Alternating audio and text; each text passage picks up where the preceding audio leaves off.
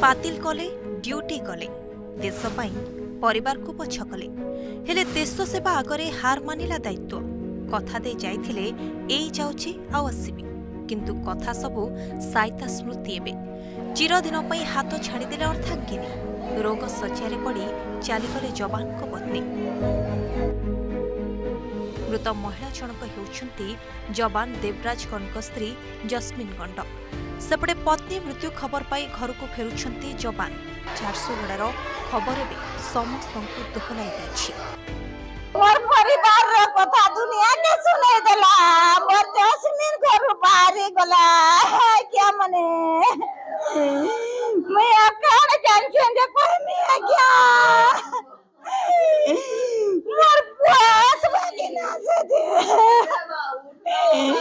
भगवान अतके दिया मते दुख दे दे कांद बोबाड़ी रे फाटी पड़ुछि परिवेश कुनी शिशु कन्या को छाड़ी अफेरा राइचरी माँ स्नेहरु वंचित नवजात बापार फेरिबा बाट को चाही रही गोटे पटे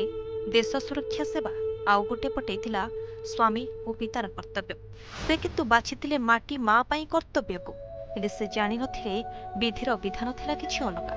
हॉस्पिटल आईसीयू अचेत पत्नी और 13 दिनर शिशु कन्या को छाड़ी जाइथिले जवान देवराज किंतु एबे सी पत्नी तांको छाड़ी चली गले सबुदिन पाई दीर्घ 15 दिन धरी जीवन सह संग्राम करी शेषरे हारी जाइछंती वीर जवान देवराज को पत्नी जस्मिन। 24 तारीख डिलीवरी डेट थिला 24 तारीख डिलीवरी डेट थिला 24 तारीख ना हला डिलीवरी ना हला बेले 28 तारीख ऑपरेशन द्वारा गुटे निनी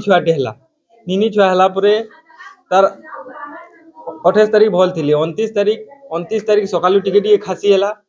हला परे सांस ने माले प्रॉब्लम हला से अतकी कहवारनु रेफर कर देले जे बुरला।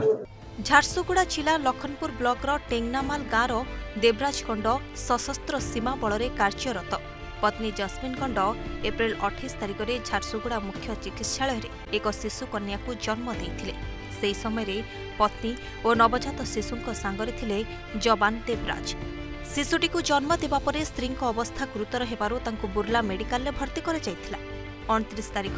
आईसीयू रे अचेत अवस्था रे थिले जस्मिन एहारी मध्यरे भारत पाकिस्तान मध्यरे युद्ध परिस्थिति सृष्टि हो जाइथिला भारतीय सेना को आवश्यक थिला अधिक जवान तेणु देवराज को सशस्त्र सीमा बलरू कल आसीथिला कार्य जोग देबे पाई एभली घड़ीसंधि समय देश मातृकार सुरक्षा पाई 2 दिन तले सीमा को बाहरी पड़िथिले देवराज। संजय बाहिनी रे काम करतो भाई से आसीथिले प्रकृतरे ये डिलीवरी समय उपस्थित रहिया पे किंतु युद्ध परिस्थिति पे ताकर छुट्टी नाक छिगला ताकू पुणी हेडक्वार्टर रे जॉइन करिया पे निर्देश ला से पळै जाइथिले एठी मध्य आज 12टा बेले मोर जीवार तला भीमसार को एवं डाक्टर मान को मध्य मु कहितली कलेक्टर और आरडीसी को कहितली कि मोर सागरे जीवो तार स्वतंत्र व्यवस्था कोन होची ताकू टिके हमें समीक्षा करिवा एवं राज्य सरकार तरफरु मध्य एयर एम्बुलेंस रेडी हितला किंतु महिला जनक स्टेबल नथिबा कारणरू सिफ्टी हे पारला नहीं आज मु जाई थांती प्रकृत स्टेबल केबे हेबो एवं स्टेबल हला पर केमती अरेंजमेंट हेबो ताको आहुरी उच्च स्वास्थ्य सेवा जोगे आपे जब योजना करथिलु किंतु भगवान कर इच्छा भिन्न थिला खाली मध्यरात्रि तांकर देहांत हेगला। और देवराज भाई देवराज गंड हमर एसएसबी रे थिले से तांकर स्त्री डिलीवरी रे 15 दिन धरि की आईसीयू रे भर्ती करिथिले परिवेश रे जेते बेले हमर युद्ध हैला हमर भारत रे सेते बेले तांको फोन आसला आ से टाइम रे से तांकर से माने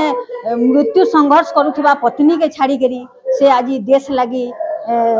से जाइछन देश पई आसीथिला जुधंग देही डाकरा और डाकरा पई चली जाइथिले देवराज सिना चली गले हेले रोग रे पड़ी गले पत्नी परिवार कोहकु छाती रे चापुड़ी माटी मार कर्तव्य को सर्वाग्रे रखिथिले जवान किंतु कर्तव्य करू करू से भी हराइछंती पत्नी को तांको कुनी शिशु कन्या हराइछि जन्मदात्री को। झारसुगुड़ारू सीतम प्रधान और Sambalpur Gunamani Biswal report Prameya news 7 digital.